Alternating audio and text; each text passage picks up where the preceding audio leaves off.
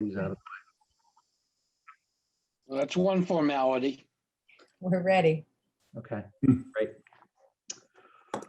Will the Planning and Zoning Commission for Wednesday, August 4th, 2021, please come to order? This evening's meeting will be a virtual Planning and Zoning meeting hosted by Zoom. During this meeting, our procedures will be as follows. 1, when you first enter the meeting, you will be in the virtual waiting room until the meeting host admits you. 2, please be aware that your camera, if you have one, and your microphone will be muted by the meeting host when you enter the meeting. You can turn your camera on at any time so you can be seen by others when and if you choose to do so. In order to run an efficient and orderly meeting in this virtual environment, unless stated otherwise by the meeting chairman during the meeting host will keep everyone other than the commission members muted. You will still be able to hear everything said by the commission members, even if you're muted and or your camera is not on. There will be the opportunity for public comment, for public hearing, or public comment during public hearings, at which time participants will be unmuted. The secretary will read the legal call of the meeting as published. 4, during the public hearing, the applicant will be invited to present the application, explaining to the commission and others present what is being requested. The meeting host will share all related documents on screen as needed. In addition, all applications and supporting materials for each application on the agenda are available through the public meeting calendar page of the town website, www.ci.guilford.ct.us, and also through a direct link on the Planning and Zoning page. 5, comments of town agencies will be read for each application if there are any. There will be clarifying questions from commissioners. There will then be the opportunity for clarifying questions from the audience. Please raise your hand through the Zoom platform and wait to be called on and unmuted. Should this feature malfunction, please send a chat to the commission asking to be called on. First, those who wish to support the application may come forward. Second, those who oppose the application may come forward. As this is a public hearing, it must be recorded. It is necessary for speakers to identify themselves each time they speak by stating their name and address. 7, the applicant will then have the opportunity to address any questions or concerns raised by the public or commissioners. 8, once the public hearing is closed, the applicant is free to leave or remain for the balance of the public hearings and regular meeting, during which the commission will try to reach a decision on each application. Each applicant will be notified in writing as to the decision of this commission and has the right to appeal to Superior Court if desired. 9, decisions of this meeting are available the day after the meeting by calling Planning and Zoning Department at 203-453-8039 or by emailing planning.zoning@ci.guilford.ct.us after 9 a.m. All actions taken tonight by the commission will be on a roll call vote. All commissioners and staff will identify themselves for the record before seating. Seated this evening are the following members. If you could raise your hand and introduce yourself. Richard Wallace. Good evening. Sean Cosgrove. Hello. I don't see Frank, so he's not here yet. Scott Edmond. Hello. Alan Brown. Good evening. Jamie Stein. Evening. And I am Phil Johnson. Staff present this evening are Aaron Mannix, our zoning enforcement officer, and we have a replacement header. Jessica Russo, HR administrative assistant, will help with our recording. Thank you, Jessica. This meeting will be recorded via the Zoom platform and made available on the town website for viewing. The secretary will now read the legal notice. Notice is hereby given that the Guilford Planning and Zoning Commission will hold a public hearing on August 4th, 2021 at 7:30 p.m. This meeting will be conducted through a web and phone meeting only. Attendees are advised to not go to the regular community center location because a physical meeting will not take place. See below sign-in information to Zoom meeting. The following applications will be heard. Michelle Guinault Picciotto, 1327 Little Meadow Road, map 97, lot 38-1, zone R5, special permit request per section 273-19 to convert a detached artist studio into an accessory apartment. Jill and Robert Bonder, 2031 Little Meadow Road, map 102, lot 44, zone R8, special permit per section 273 36A to construct accessory structure over 750 square feet. Copies of these applications are available for inspection in the Planning and Zoning Office and on the town's website, www.ci.guilford.ct.us. At this hearing, persons may attend by either phone or web connection and shall be heard. Written correspondence can be submitted to the Planning and Zoning Office at 50 Boston Street, Guilford, Connecticut, 06437, or via email to planning.zoning@ci.guilford.ct.us. Dial 203-453-8039 for assistance. Dated at Guilford, Connecticut, this 13th day of July, 2021. Phil Johnson, Chairman. Thank you very much. Aaron, is the Jill and Robert Bonder, are we not seeing that? That's correct. That has been tabled. The applicant did not get notifications out. Okay. And so that will be scheduled for our next meeting on August 18th. So if anyone's here for that, that will be in 2 weeks. Thank you very much. Would someone like to make a motion to open? So moved, Mr. Chairman. Thank you. Second. Roll call vote. Richard Wallace, Yes. Sean Cosgrove, Yes. Scott Edmund, Yes. Alan Brown, Yes. Jamie Stein. Yes. I shall also vote to open. Our first public hearing item is Michelle Ganat Picciotto. I hope I got that right. 1327 Little Meadow Road, map 97, lot 38-1, zone R5, special permit request per section 273-19 to convert detached artist studio into accessory apartment. I understand that Philippe Campos is here to present on behalf. So why don't we unmute him? And if you could introduce yourself and state your name and address for the record, that would be great. Evening, Mr. Chairman and members of the board. My name is Philippe Campos. I hope you can hear me correctly. Yes. And I'm here to represent my client, Michelle Gino Picciotto, for this special permit application. It's actually a very simple project in nature because the building is already existing and it's on a large property. So there's a lot of privacy and there are no exterior improvement intended. Everything is happening inside the building envelope. So the application is about as basic as it gets. There's no change to the volume or the floor space. It is simply taking an existing one-room artist studio and converting into a two-room, essentially a bedroom plus a great space, living room, dining room, kitchen, and a small bathroom for a one-person accessory detached apartment. So it will have its own septic system that has been developed by Mr. D'Amico, the septic installer, in conjunction with the town of Guilford Health Department.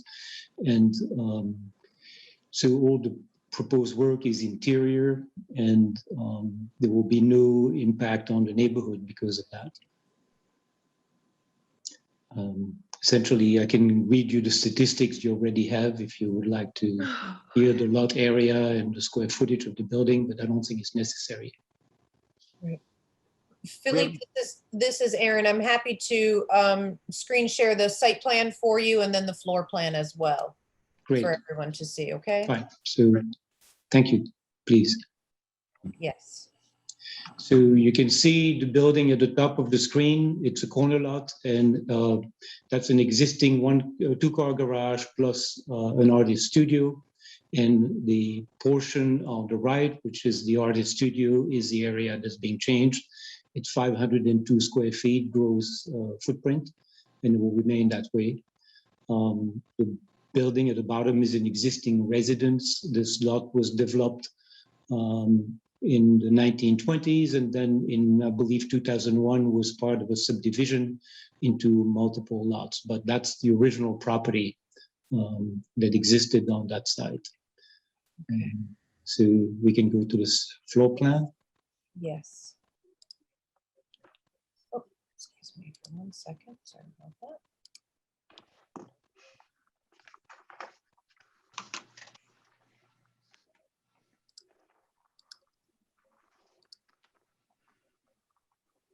So this is the floor plan. On the left is the garage portion of the building, and on the right is this artist studio. As you can see, it's a one space that's 13.5 feet by 19 feet which contains all the living areas and a small bedroom, 10.5 feet by 9 feet, 9 foot 8, sorry, which will allow a 1 or 2 person to live there in a small bathroom with a shower, a toilet, and a sink. The exterior of the building is rough sawn, naturally weathered wood siding. In the interior will be a cathedral ceiling space to take advantage of what is there. And that's about it. We will add the windows on the top section and on the bottom section are existing. We will add some windows in the bedroom and a new slider in the living room on the south side of the building, until the east side of the building. And the window and the door on the south side existing also. Terrific. So you can see it's a very simple, very straightforward application. It's intended to be economical and practical. Great. We do have a memo from Sonia Marino, our health director. Richard, you want to grab that one? Sure, Mr. Chairman. To the Guilford Planning and Zoning Commission from Sonia Marino, RS MPH, dated July 21st, 2021. Reason 1327 Little Meadow Road, accessory apartment. The health department is working with a septic installer to install a new subsurface sewage disposal system for the accessory apartment. Reviewed by Shirley Meekins, our registered sanitarian. Thank you. Are there any other memos or things that we have on this one, Aaron? No, Just for my benefit, does it check all the boxes with respect to being an accessory apartment or anything yes, else? yes, it complies with the zoning regulations. Thank you very much. Do any commissioners have any questions for the applicant? No? Oh, Richard, yes? Yes, Richard Wallace for Philippe. You just mentioned the fact that there was a contractor, a septic contractor involved by D'Amico. Yes. Thank you. Great. Philippe, as you may know, we have a 2-meeting requirement for special permits, which can be waived by a supermajority of the Planning and Zoning Commission. I'm comfortable with asking for that second meeting to be waived. Would someone like to make that motion? So moved. Second, Thank you. A quick roll call vote. Richard Wallace, yes. Sean Cosgrove, Yes. Scott Edmund, Yes. Alan Brown, Yes. Jamie Stein, Yes. and I will also vote yes to waive. At this point, we'll throw it out to the public for any questions with respect to this application. Again, if your camera is not on, I can't see you raise your hand. But in the absence of anybody speaking up, I'm going to assume that most people are not here for this application. I don't see anyone, Phil. Would anyone like to speak in favor or against this application? Terrific. I think we can close and then just move right to deliberations on this one. Move to close. Thank you. Second, Richard Wallace, yes. Sean Cosgrove, Yes. Scott Edmund, Yes. Alan Brown, Yes. Jamie Stein. Yes. I will also vote to close. Would someone, how about Jamie? You want to read us a motion? Sure, happy to do that. Just give me a second here. Proposed motion voted that the Guilford Planning and Zoning Commission approve a special permit for Michelle Gano Picciotto at 1327 Little Meadow Road, map 97, lot 38-1, to convert a detached studio into an accessory apartment as shown on an application received by Guilford Planning and Zoning on June 30th, 2021. I don't believe we had any conditions. Correct. This special permit application is approved based upon a finding that it conforms with the zoning code.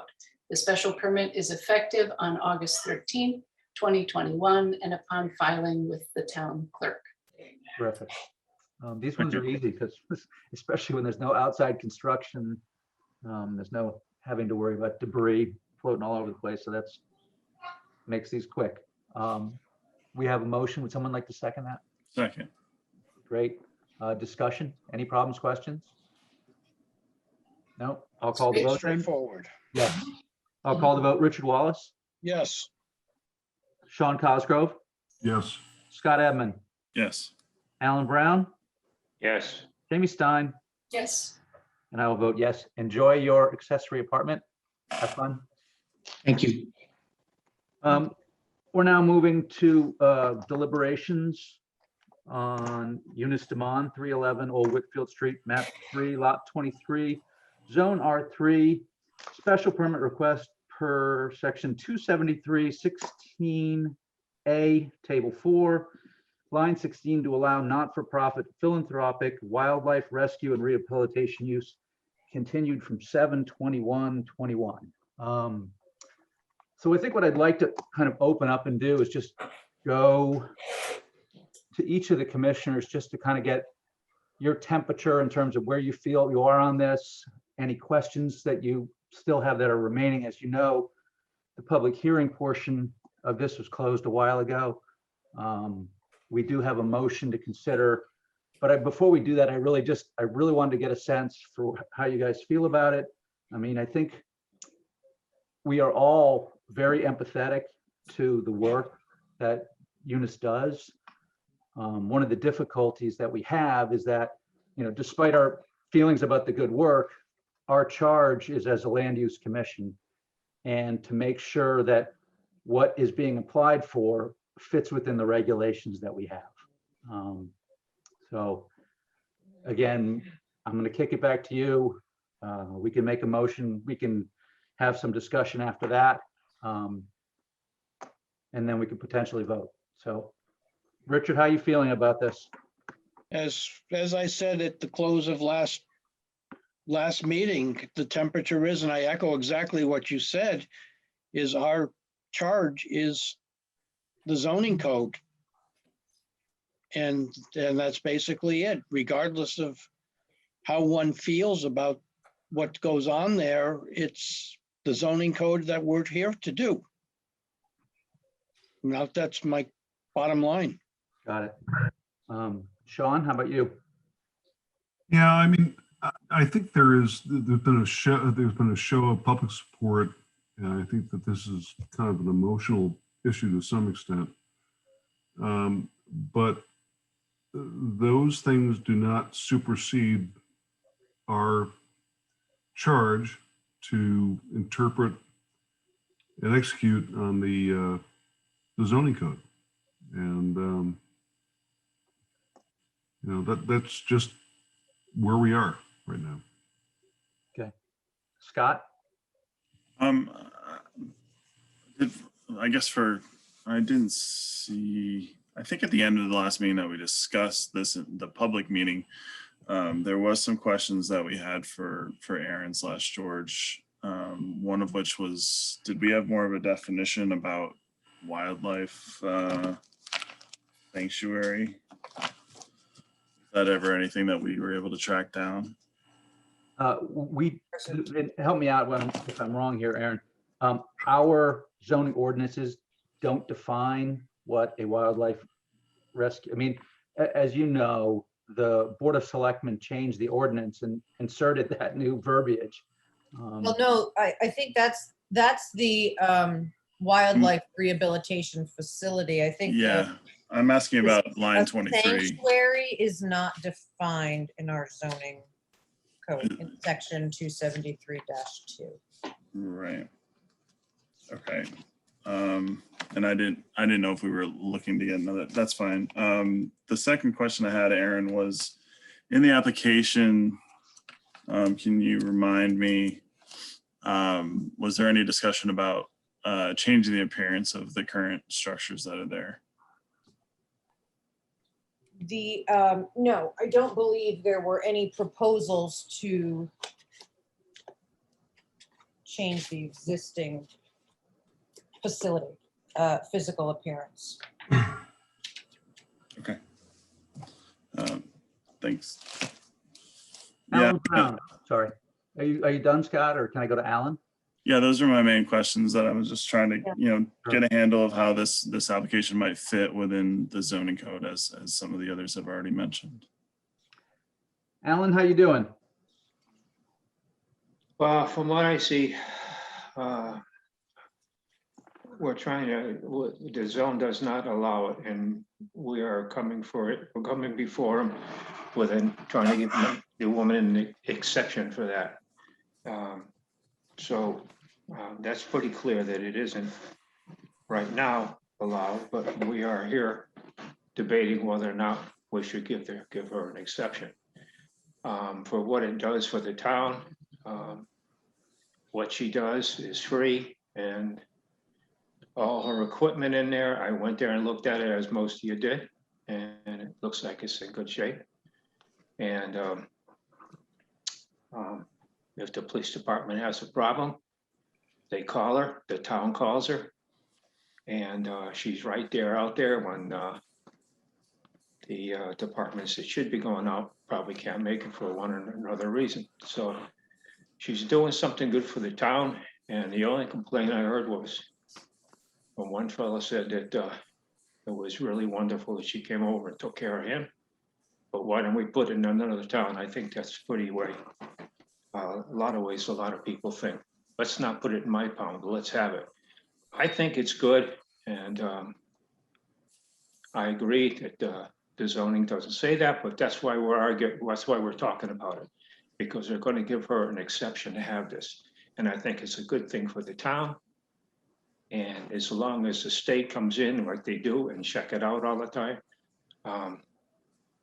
I see no reason why I'd want to vote against her. That's all I got to say. Okay, Jamie? Yeah, thanks, Bill. Oh, I hear an echo. Anybody? Okay.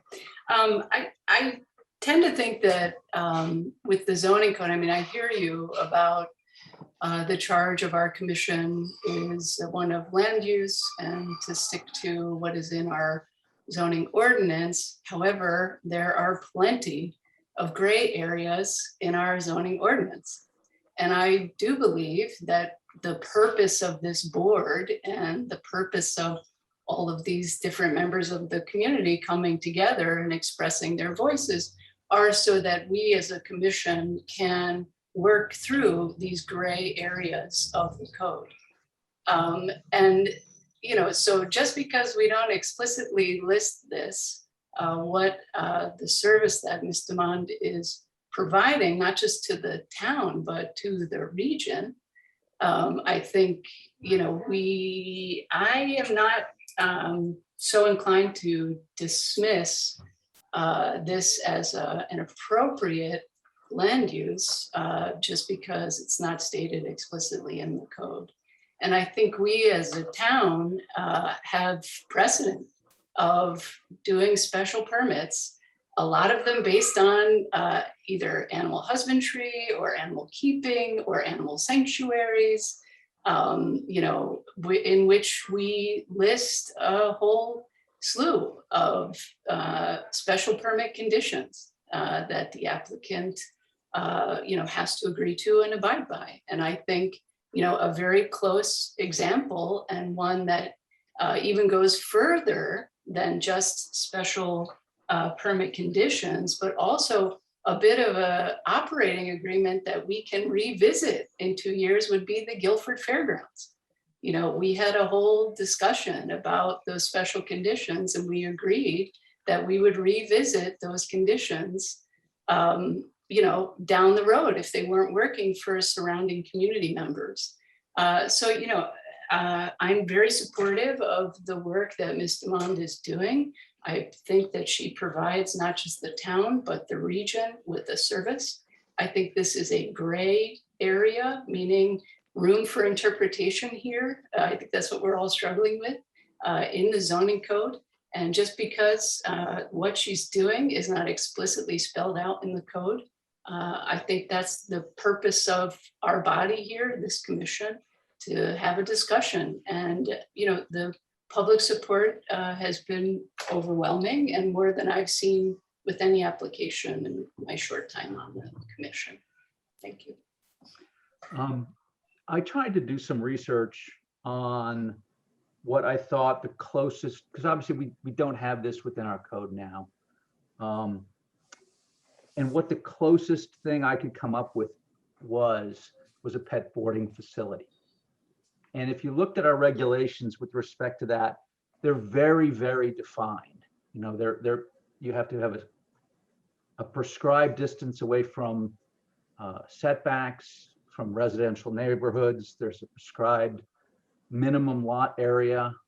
And my concern is we don't have any of those standards in front of us now.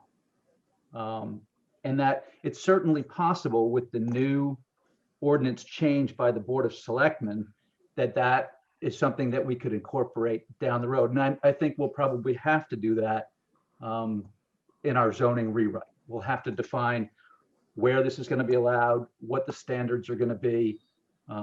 Again, we'll probably have to educate ourselves in terms of, you know, what the reasonable standards are for facilities like this. But I would also reiterate that that's not the application, you know, that's a different application down the road. That's not what we're looking at now. So that's kind of where I'm coming from. I did have a chance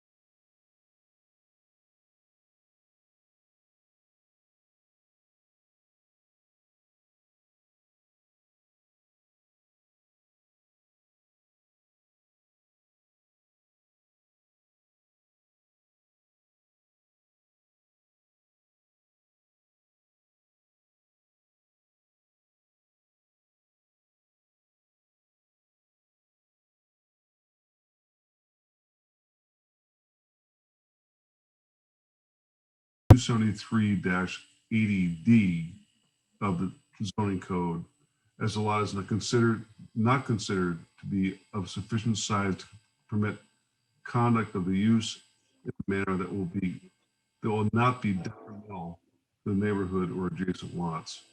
Number 6, that the application does not conform to section 273-80E as the architectural design and style of the structures associated with this use are in conflict with the architectural style and design and style of adjacent properties.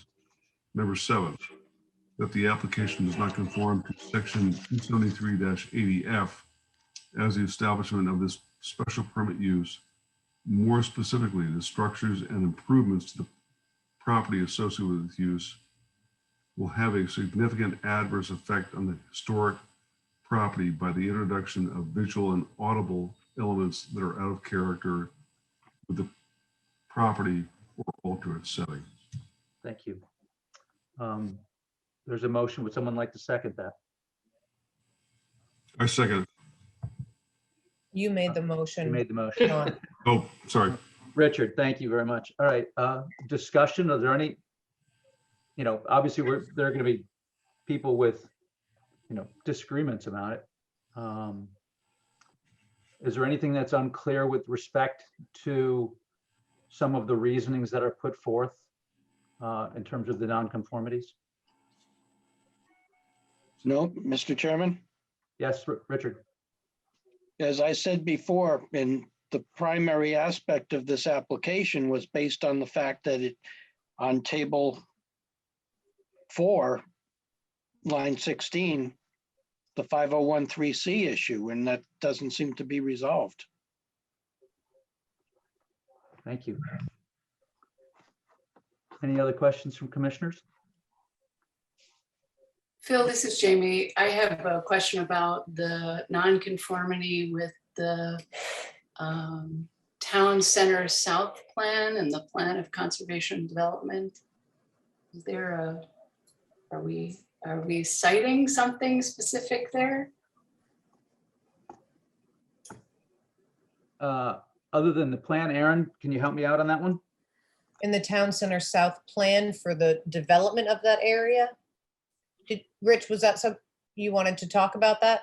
So this, Actually, I just saw you raise your hand. yes, I got some comments. I wasn't on that commission. However, it's wanted to turn the area in the train district a transit-oriented development area. Whether it would be ancillary things of quick housing, business, which would be transportation oriented. And you're seeing some of that, well, the housing down the line by Aero Paving now, where you have housing based on transportation access, especially to the railroad station. And the neighborhood being a gateway to the town. Sure, I can understand that reasoning, but it's not a development proposal before us. This No, is accessory it's use not. on an existing residential property. Correct. So I'm That's not. Yeah, I think to dovetail off of Jamie, I think it's clear that number 4 is very subjective as opposed to the rest of them that are way, a little bit more specific. So that one, we might have some disagreements among the, I don't know how you handle that in terms of voting or not, but that's one that I struggle with because it feels like that one's pretty subjective. And then also the first one, I understand that some of the commissioners feel like there needs to be sufficient evidence, including 501c3, but I'm personally not sure that I overly agree with the first one as well. Well, I'll just say it's in the code and having sufficient funding to make sure that whatever facility it turns out to be, if it's on this site or somewhere else, can sustain itself is very important to the town and the neighborhood.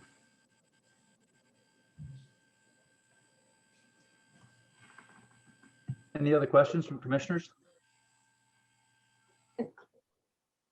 This is Erin. Jamie, I can pick up a little bit some of the concepts of the Town Center South plan. We're evaluating that area adjacent to this property as far as the driveway area and the area north of the train station for potential development as a village area with attractive mixed residential and small commercial businesses on lower levels, potentially with residential above. So that. Thanks, Erin. Yeah, I mean, I get that. But, again, I'm just going to stick to, this is a private residency with an accessory use. She's been there for, close to, I don't know, her family's owned the property for close to 100 years. And there are plenty of non-conforming uses within Guilford that may not be, particularly great neighbors to a new planned development. I'm just having trouble, looking at this as a land use discussion, but also talking about it as development. I disagree with that one. And I also, agree with Scott about creating some sort of, although I do hear what you're saying, Sean, I think that is also critical to be able to show the ability to keep such a process running. But I think the applicant has shown that. She's been in operation for several years. But I'm not sure that other philanthropic permits that have been granted did or did not show 501c3 status. Okay. I guess the one that hangs me up the most and is the accessory use customary to the residential property, and the uniqueness in terms of the number, the relatively small number of people that are licensed by the DEP to do this leads me to believe that it's not customary and that it's a very unusual thing. So that's one of the concerns that I have on that, but I'm just putting it out. Any other questions? I'll call the vote then. So this is a motion to deny per Sean Cosgrove's motion and Richard Wallace's second. Richard Wallace, Aye. Sean Cosgrove, Aye. Scott Edmund, Yes. Alan Brown, No, Jamie Stein, No, and I will also vote to deny. The application has been denied. I'm hopeful at some point we can come up with some standards and locations to help move this forward in the future. Okay, sorry about that. What else we got here? Anything else? Yes, hold on. I'm sorry about that, Phil. Just some housekeeping. Yep. Okay, so Yes. we've got some pending applications. Jill and Robert Bonner, set public hearing date for August 18th, 2021. That is set already. These are just placeholders, these three here, Right. Phil. 74 Laurel Brook is already set for September 1st. Kelly Streeter at 196 Whitfield Street is also set for August 18th public hearing. We do have three new applications here if you wanted to. They all seem to be for the same date, so I will read them in and then we can set them for September 1st.